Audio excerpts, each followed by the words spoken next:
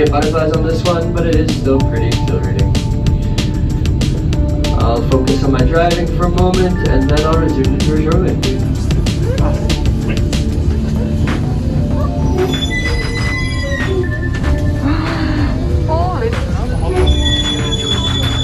And yes, I know the brakes are very loud. We need some WD-40 for them. Now we are leaning into the steeper part of the descent. The whole bus is sort of on that steeper slope. You might feel yourself slide in your seat a little bit. I waxed them this morning. Okay, a couple people are still listening. Perfect. So we are currently going down what we call the lateral moraine. Now lateral just means side, and moraine is a French word that translates to loose pile of rock and dirt. If you take a look around, that is what we're driving on. This is all around us. Now if you look up to your right hand side, almost behind the bus at this point, you'll see that this moraine that we're on makes up this side of the valley. And then if you look out at the 2 o'clock position at the front of the bus, you can see the opposite lateral moraine on the far side of the glacier. That makes up the far side of the valley. Now these rock formations have been left behind by the glacier. Like I said before, the glaciers are like rivers of ice, and they actually do move about 6 to 12 centimeters per day. And when they do so, they push all the rocks beneath them up to the sides. They also dig down in the mountain and erode the mountain beneath them. If you guys have a good imagination, moraines, they're sort of horizontal, just random little rock formations down there. Those are called push and recessional moraines, and those have also been left behind by the glacier. And it's because it expands or extends in the winter and then shortens in the summer, and of course over time it's ultimately receding. So those ones down there give us a good indication of where the glacier was at different points in time. About 30 seconds now. We made it! Alright, we can turn around and go back now. And that's because the rock's actually insulating this part of the glacier, stopping it from getting direct sunlight and keeping all the cold there. So the reason why that opened up is because a small alpine lake broke from its, sort of had a rock dam, the ice, and opened up that crevasse. That's basically a cross section of what we're driving on right now. Now a crevasse is specific to ice, it's a crack in ice. I had to be all fancy with it, so pronounce it differently. A crevice is a crack in rock, and a crack is what you folks have on your backside. We're going to cross the Great Puddle. Ooh, that's right, we are going to cross some water, folks. If you look underneath your seat, there are life jackets. I always get at least a couple people with that one. All jokes aside though, I do need 5 volunteers. No, we stopped doing that because we were getting bad reviews on TripAdvisor. So, we made a tire wash. Welcome to the tire wash, folks. This is not naturally occurring. Our grader comes by with a bucket and digs out this little basin and stacks up some rocks on the right hand side so that the water can collect here. And then I drive nice and slow to give it time to, you guessed it, wash off the tires. Now we don't only do this for looks, of course we want them to be squeaky clean for your photos, but we also just don't want to bring extra rock dirt instead of it on there. Ouch! Not too cold.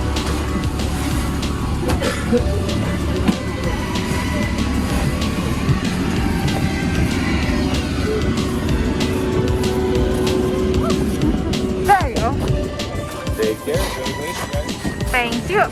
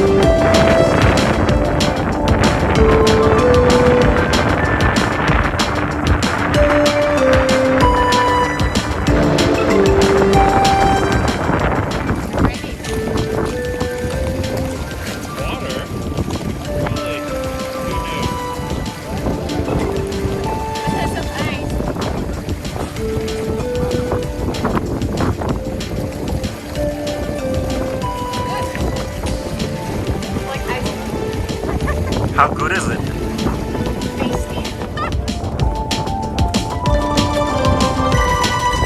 Thank you.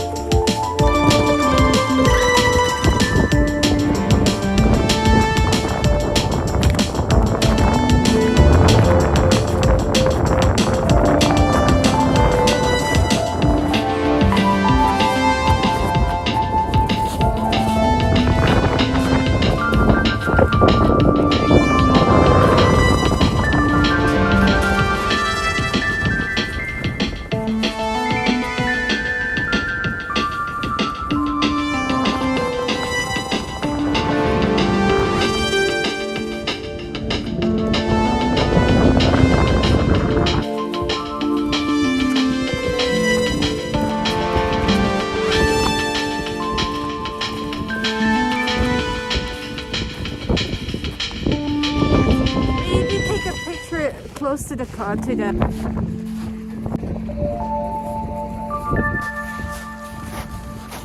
And that's all we got.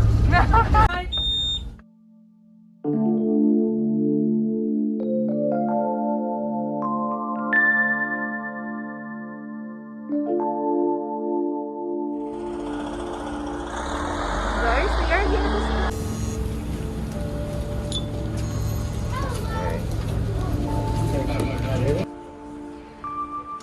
Skywalk.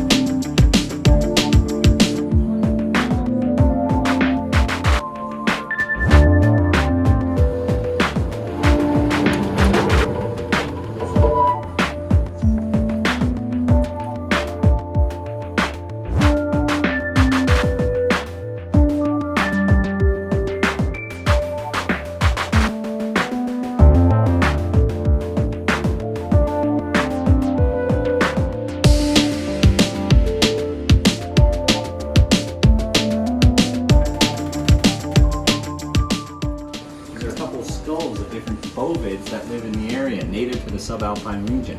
This is a mountain goat, and this is a bighorn sheep. These both live exclusively all the way up this high because they need the cold to survive. They eat licking rocks where they can get parasites that live in their body, and the cold helps expel that out. They need to lick the rocks because they need the sulfite found in them. That's what helps their horns grow and also helps them grow their hair so that they can survive through the winters. Although we call this guy a mountain goat, he's actually related to an antelope. So it's kind of a misnomer. And even though they're not technically related, they share a lot of similar breeding habits in that after the males are born, they leave and they form little bachelor pods while the females stay at home and watch the children as they grow up until breeding season. I know, ironic, right?